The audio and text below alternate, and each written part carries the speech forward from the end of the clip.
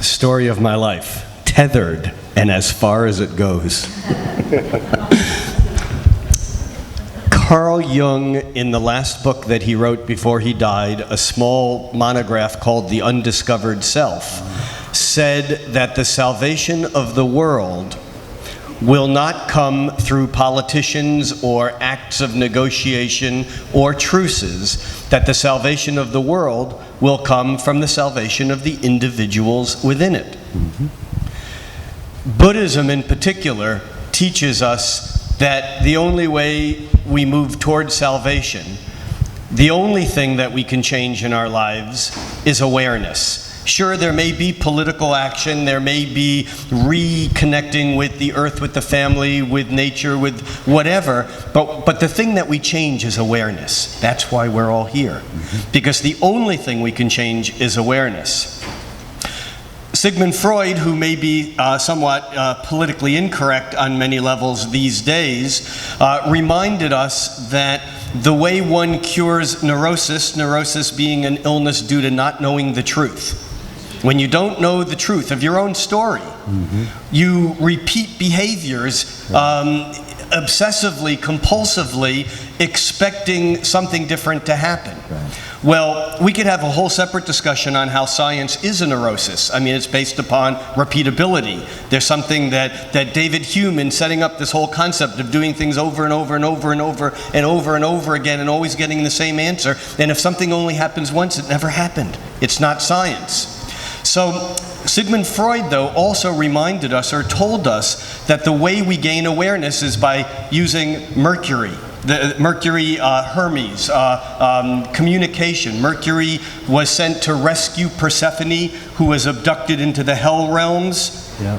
Because Mercury was the only god in the pantheon who could cross into the realms of the unconscious, into the hell realms without losing awareness. So we have Mercury as the shuttle diplomat, going down below, getting awareness and bringing it up and freeing Persephone, at least for part of the time.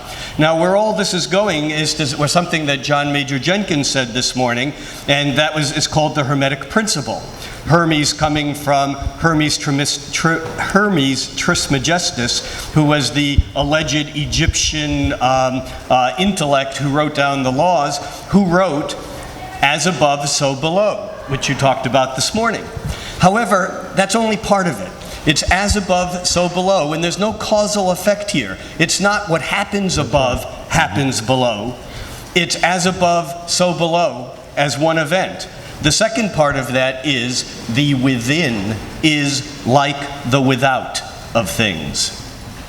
So tomorrow morning I'll talk more about the astrological relationships between what's happening without, above, up there, and what's happening below, down here.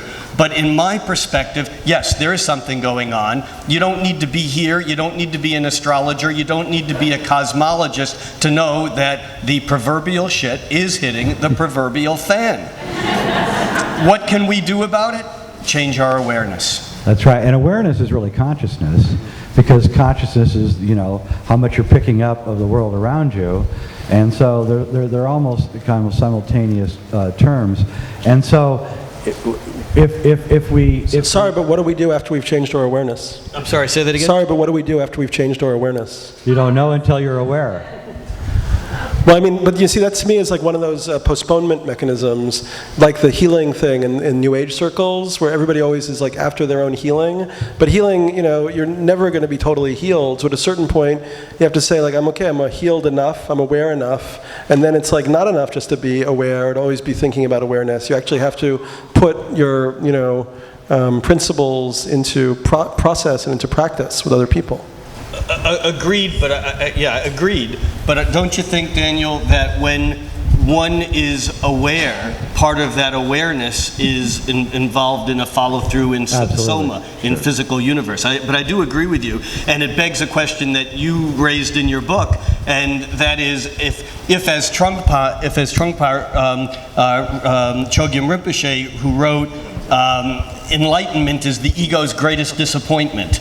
And I think you said it really well in your book, and that is that once we get it, there's no we to get it, to communicate it. I mean, you can't have it both ways, and I think that it's the same thing. It's like when one is aware, it's not enough to just know it.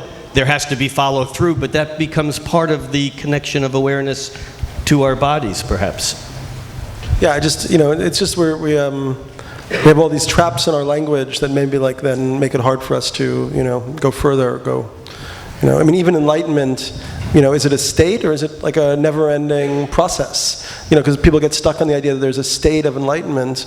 Maybe that's not true either. I mean, and also Buddha said that all is change, including, that means including Buddhism itself, including the nature of awareness and the nature of enlightenment. So I think, I had a philosophy professor in college who used to say, the search creates the reality. This was a guy who was Spanish, he was educated, PhD at Oxford, and then went into the British Diplomatic Corps and spent 20 years in India. And the idea is that once you're enlightened, once you get it, you don't get it because the search stops. It's the movement, it's the repetitive revisiting that in some way becomes, I think, part of the process that maybe you were talking about. Yeah, it's like reading a good book. It's always different every time you read it. And enlightenment is always a little bit different every time you have it again. So these sudden bursts of enlightenment, and they keep running up the scale. Nietzsche's eternal reoccurrence. But maybe there's a post-enlightenment search also. Postmodern enlightenment? That's what Daniel is. He's kind of the postmodern enlightenment. We call that PME. Yes. Whoa. So does anybody think the aliens are going to be coming in 2012? We are the aliens. I guess I just add to that interesting thread that was developing there, and sort of put on the table that there's a certain kind of consciousness that has generated the reality that we see around us. The way that Western civilization has been conducting reality is an expression of a basically fragmented type of consciousness. And that's what's generated these intractable problems that we see around us in the world today. And we can do an analysis of the issues with our institutions and our political systems and the values that our civilization has with its corporate greed and so on. And we can suggest corrective measures to that, and I'm not sure if that would really produce good results. It's almost like putting a Band-Aid on issues, it's like putting a Band-Aid on a torrential flood of blood or something like that. But I think what needs to happen, and this has kind of come up in different sort of ways in this discussion, is that when we change our awareness or change our consciousness, that will give rise to a different type of social structure and system. It doesn't mean that we should not be working as social activists to change or transform our systems, but I don't believe that the world is going to change for the better unless we change our assumptions and our consciousness about how we are related to nature. As Erick was saying, it's like it's all about practicing a relationship to nature. And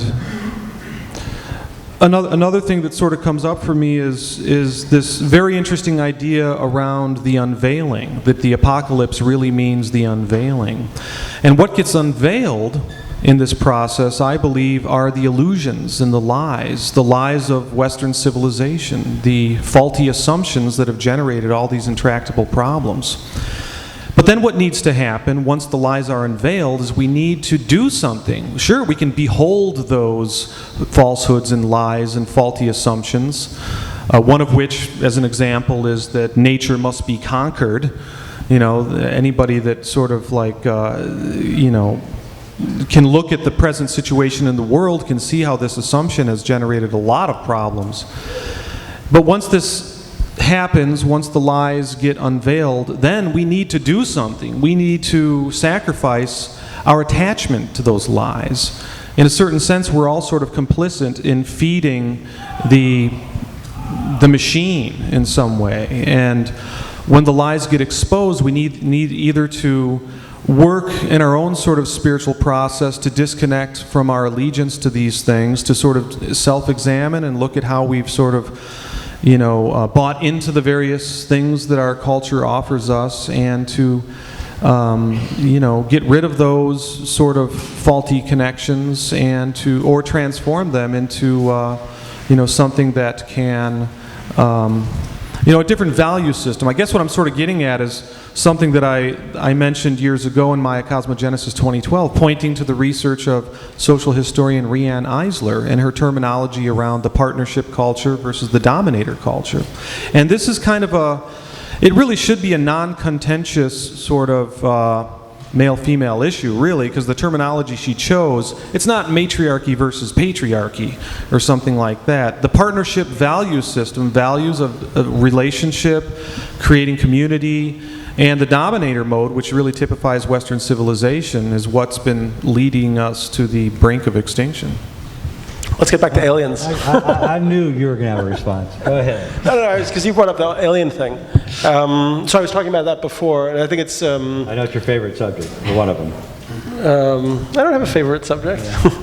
But, I really like Terence McKenna's idea that even the mushrooms, the psilocybin, could be a galactic civilization that travels around the universe as spores on meteorites, crashes into planets. I love that waits theory. till a mammal develops a complex central nervous system, then helps. Most people know this idea? Yes. Yeah. Drats. Who doesn't? A lot of See, people don't. it's like you already know all this stuff. I don't know what to talk to you. I think we should just hum or something. But anyway. Maybe somebody should ask some questions about what they don't know. But anyway, So there might be all sorts of alien intelligence that's already here among us. And Oh, there are. I don't necessarily need the mic, but I want to point out, I'm an opera singer, among other things. I want to point you want out... to sing? Enough? Okay, so... I want to point out that this is no disrespect to any of your scholarship, which I deeply admire, and can quote. But once again, we have only half the human race presented on this panel. Tomorrow night is the women's panel. Once again, it is as if women have never written a book or had an idea. Rianne Eisler? Hold on, I'm speaking. This was a problem last night. I would like to challenge the people who are speaking at this conference. The next time you're asked to speak, I challenge you to recommend a woman in your place.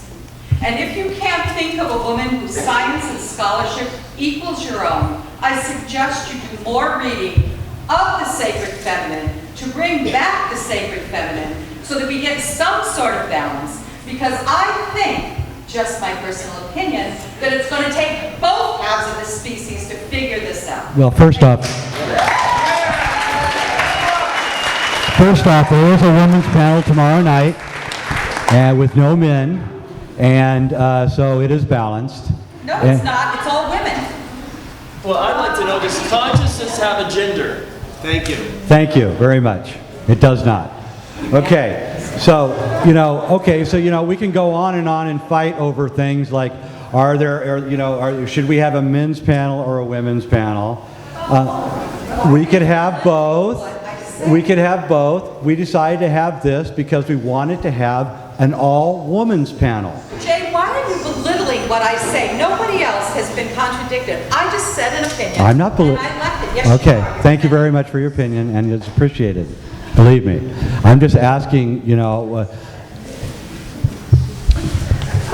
somebody else handle it. There's never a perfect answer. I didn't know anything about the organization of this conference. There are things that I wish they had done differently, but on the other hand, we are getting this opportunity to exchange these ideas. There is a women's panel tomorrow that's all women. They decided to split the genders. I don't know if I consider that to be a good idea. I hadn't really thought about it. I thought I was done for the day, and then suddenly I looked at the schedule and I'm up here again. I think there's a lot of things about these types of conferences which we could put into question. But I try to see everything as a transitional and evolutionary process, and so I totally understand and honor what you're saying and where you're coming from. I still get invited to conferences, and I don't resonate with the idea of finding a woman to necessarily take my place at the next conference that I speak at. I'll think about it, but it just doesn't really seem like, if I'm asked to do something, I'm asked to do it because somebody wants to hear what I have to say, and that seems to be something that I should, honor also. I mean, I would like to see, if I was involved in bringing these conferences together, I would want to see more black people, more, minority people, more indigenous people, in dialogue, but that also gets complicated too. I mean, I've done panels with native elders, and those have been very difficult because their whole enunciatory style is very different, and to the point where it tends to be like very long speeches, grandstanding, no back and forth really possible. I just always come back to it all being an evolutionary process. And, for instance, like what I would like to see in conferences like this would be, more putting ideas into action. So let's think about, that's why I'm really psyched that my friend Paradox is going to come tomorrow to do this monkey chant thing. I know he's a boy also. I apologize. I'm